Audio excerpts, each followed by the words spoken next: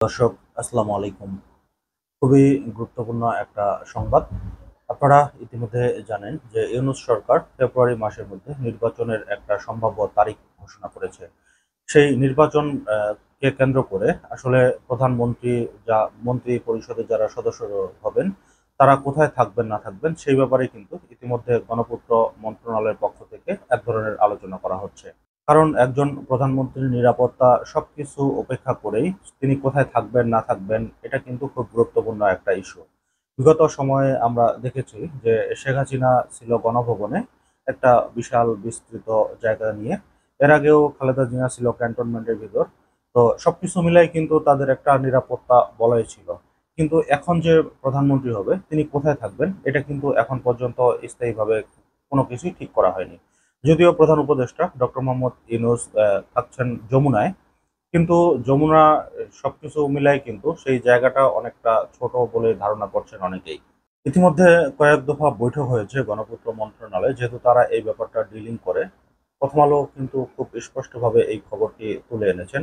শোনা যাচ্ছে যে সবকিছু ঠিক থাকলে আগামী ফেব্রুয়ারিতে নির্বাচন হওয়ার কথা। নির্বাচনের পর নতুন সরকার প্রধানমন্ত্রীরা কোথায় থাকবেন সেটি নির্ধারণের প্রয়োজন দেখা দিয়েছে। এর কারণ ক্ষমতাচ্যুত প্রধানমন্ত্রী টানা ৩ মেয়াদ গণভবনে থাকছেন, ছাত্র জনতা সেটাকে ভেঙে তছনছ করে দিয়েছে এবং এই গণভবনকে ৫ই আগস্টে কিন্তু জাতীয় জাদুঘর ঘোষণা করা হবে।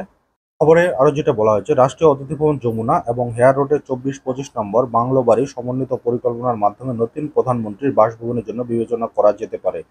যমুনা এখন অন্তর্বর্তী সরকার বা প্রধান উপদেষ্টার বাসভবন হিসেবে ব্যবহৃত হচ্ছে। গণপূর্ত কমিটি প্রতিবেদনে বলা হয়, ৩০ হেয়ার রোডে অবস্থিত যমুনার আয়তন প্রায় ৩.৫ একর। যমুনার পাশে ২৪-২৫ নম্বর দুটি বাংলো বাড়ি এখন প্রধান উপদেষ্টা নিরাপত্তায় নিয়োজিত বাহিনীর কর্মকর্তারা থাকছেন।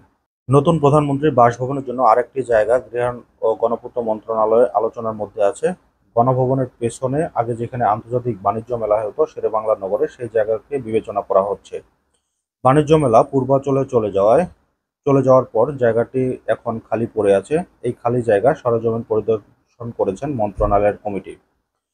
তবে সেই জায়গাটা কিন্তু এখন কোনো বাসভবন নাই। সেটা হতেও অনেক সময় লাগবে। কিন্তু যেহেতু ফেব্রুয়ারিতে নির্বাচন হওয়ার কথা রয়েছে, সেহেতু যে এই মন্ত্রী বা প্রধানমন্ত্রী যিনি হবেন তিনি কোথায় থাকবেন এটা নিয়ে কিন্তু ব্যাপক সংশয় রয়েছে।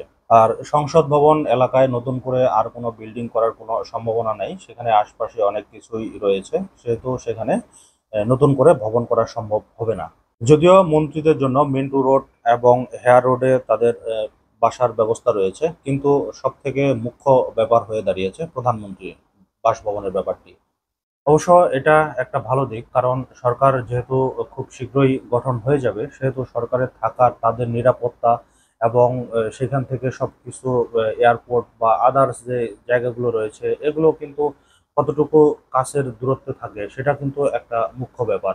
কারণ সরকার প্রধান যিনি হবেন এগুলোর পাশাপাশি সবথেকে মুখ্য ব্যাপার হচ্ছে যে সরকার প্রধানের নিরাপত্তার জন্য যেই বাড়িগুলো রয়েছে এগুলো কতটুকু সঠিক সেগুলো কিন্তু নিয়ে আলোচনা এবং পর্যালোচনা হচ্ছে। ইতিমধ্যে বেশ কিছু জায়গায় কিন্তু সরকার গঠনমূলকভাবে সেই নিরাপত্তা ব্যবস্থা কিভাবে বাড়ানো যায় সেই ব্যবস্থাগুলো কিন্তু শুরু করে দিয়েছেন।